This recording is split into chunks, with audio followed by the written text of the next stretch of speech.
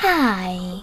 In front of me is Huawei Nova 11 Pro, and today I would like to show you how you can manage all text correction options. Begin by opening Devices Settings and scrolling all the way down to access System and Updates. After that, tap on Language and Input and your default keyboard, in my case, Celia 1. All you need to do from here is click on Input, and as you can see, all typing features are here.